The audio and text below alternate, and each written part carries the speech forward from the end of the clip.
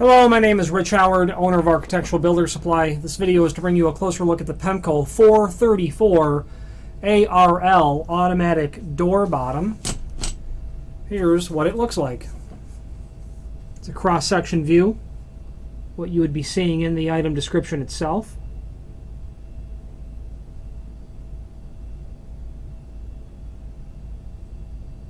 Not a lot of focus there.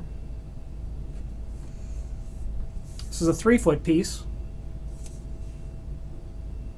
so it's a bit hard to show it to you all in the camera at one time.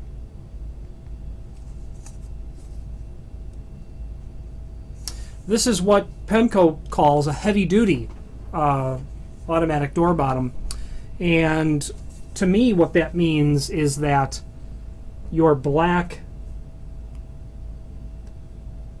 closed cell, rubberized seal is large. It's quite large. And while it's not solid, there's a tremendous amount of it that you can't see it in the camera, but there's only a small hole through that extrusion of seal. Additionally, there is, and you can see it slightly in the drawing of the item. It's not really even referred to. There is a piece of felt here, here, shown right here, that is slid into the extrusion. Okay, I've pulled it out ever so slightly. It is a gray, very soft pile that has a nylon back that it's attached to, that during the action of the bottom coming down and going back up, this will allow a continuous seal against the inside face of the U-channel extrusion. So this provides a very nice, very positive seal really at all times. Even in the event if there could be some misalignment where this isn't sealing all the way on the ground, you've got some additional draft seal with this piece of felt that is inserted into here. So I'm going to go through the features of this as they occur to me. I have installed and machined doors for these types of items several times, and I'm familiar with how to do so. But let's start with the item itself. So an automatic door bottom, in all of them, operate on a similar principle where there is a threaded device on the end. I'll call it the plunger, that is connected to a flat spring on the inside. When the plunger is depressed, you will see that the bottom will drop. Okay. So as the plunger is depressed, and I'm just doing it with my hand, it's almost difficult to do just by hand, the bottom seal drops, and it doesn't drop evenly, which is normal, as you can see. It will drop quite unevenly from the hinge edge, and I want to say at this point the plunger is only the hinge edge, and I'll explain why later. But as the plunger is depressed, the hinge side will begin to drop, and the palm of my hand will prevent it from going any further. And as the plunger is continually depressed, it forces it to drop quite evenly against the contour of whatever the floor is. So what's nice about automatic door bottoms is if you have an uneven surface, this will contour to that very well. Not a wavy surface, but an angled surface, which no floor is absolutely perfectly straight, but this will contour to it very well. These door bottoms can be cut up to 2 inch in the field. No more than 2 inch. The door bottoms are available in several lengths on the website. If you want us to cut the length for you to a specific size, let us know by ordering the next longest piece or pieces and indicating that in the comment field of that item, and we'll cut it to length for you. The reasoning is, well, if you don't have to cut it, don't bother cutting it unless you have to, or unless you for some reason want to. you can see that there is a pin here, really on both sides. It's, you know, this is the lock side of the assembly. You can cut 2 inches from only the lock side, the side opposite of the plunger. It's very important. If you cut the plunger side, you'll destroy the bottom, the door bottom. Okay, so if you were to cut it, what you're going to want to do is remove the sealing portions. Pull the neoprene out of the extrusion. Pull this out. Well, I'd probably leave the bristle in. You might be okay. Although the instructions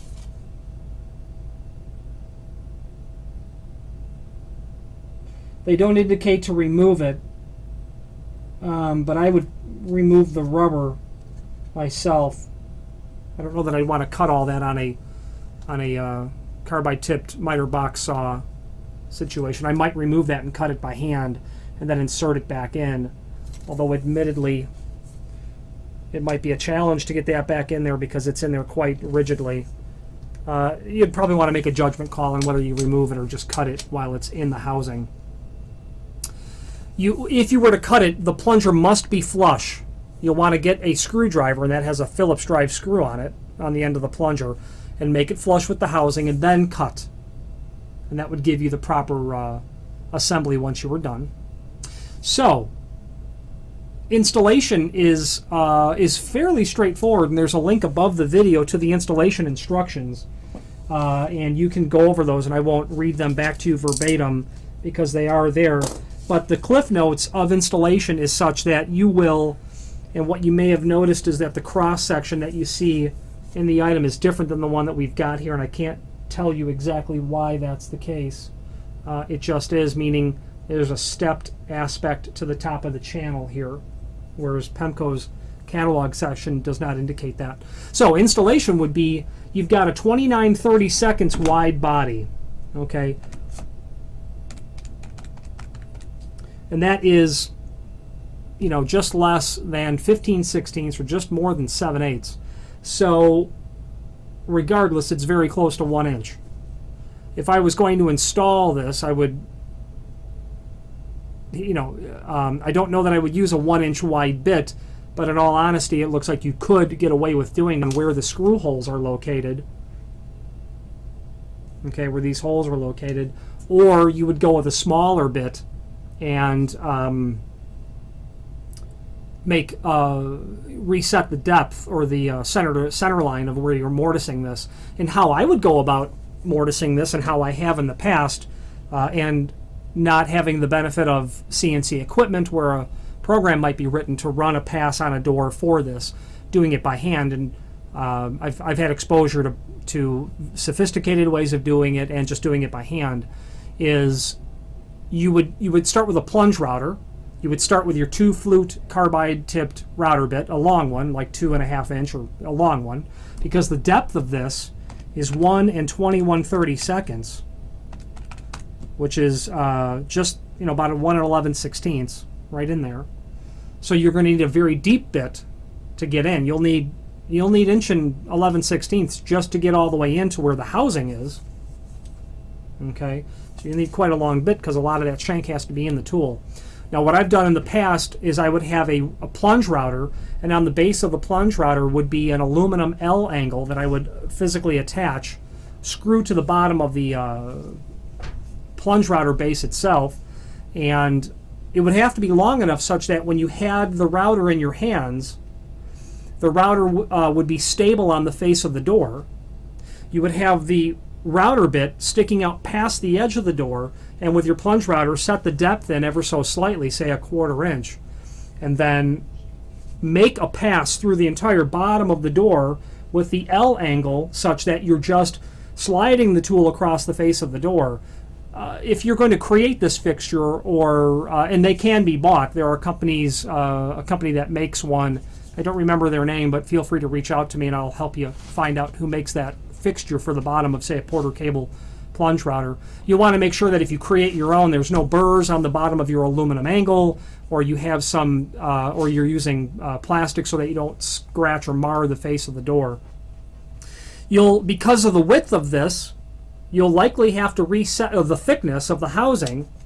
You'll likely have to reset your router depth, not depth, but your router positioning such that you can go back in and make a single pass. I might be tempted to try just a 1-inch bit and make one pass because that's only 3/32 of an inch smaller than 1 inch, and a 1-inch 2-flute carbide bit is easy to get. And you'd probably be okay with that as well, but that'll be your judgment call. And if that was the case, you would just you'd have to reset your fixture, and you could probably do so by making diagonal slots in the bottom of your router base and on your so that you can basically reposition by maybe using carriage bolts and a toggle wing, and creating your own fixture. If you're going to do more than one of these, you probably want to make the fixture first. And quite frankly, if you're going to do one, you're probably going to have to make the fixture because there's no way really to any otherwise do it.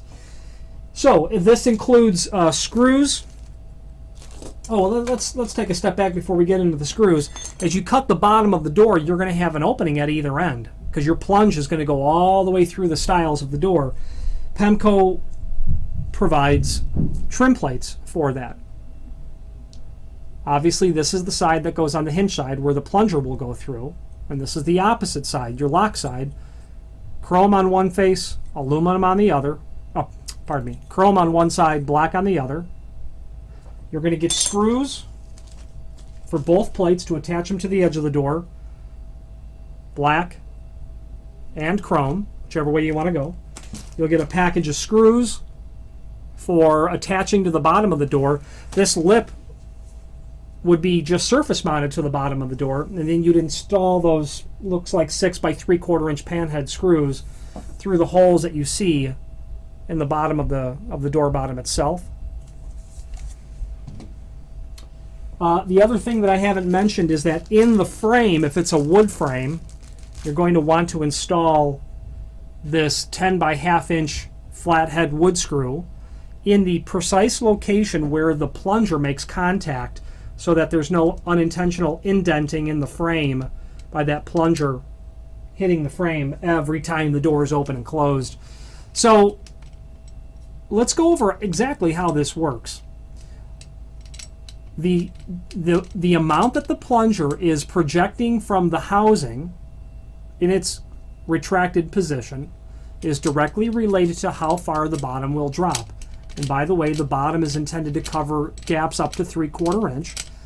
The maximum drop is probably closer to 7/8, but it's intended for a 3/4 inch gap. The more you turn the plunger counterclockwise, the further out the plunger will project, the greater the drop will be. So you'll tailor that after installation such that the seal is the rubber seal, the neoprene seal on the bottom is making positive contact with the floor, but not so much so that you'll be able to tell if you've got this out too far, because it'll hit, completely seal, the door won't be completely closed yet, and pushing it any further will be obvious to you that you'll damage the installation or the hardware itself, and you'll be dragging that bottom seal against the floor. So you'll want to just do this conservatively. Get it to a point where it barely touches at only one end, because you'll see it, because like we discussed earlier, it will drop excessively from one side. And actually you can see that spring inside of there. You can see that black spring right there. Well, that's the business end that's forcing it down.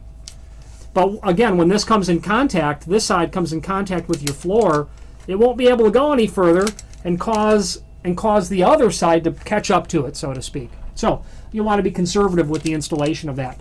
As the door is going through its closing cycle, this is open except for the last 5 or 10 degrees where it begins to make contact with the frame. And as the door is pushed closed further, this has nowhere to go but in. That action will then cause the bottom seal to drop. That's how these work. That covers everything. If I haven't already said it, I believe I have. There is a link to the instructions above this video. If you have any questions on the Pemko 434ARL or any other Pemko product, please feel free to reach out to us. Thank you.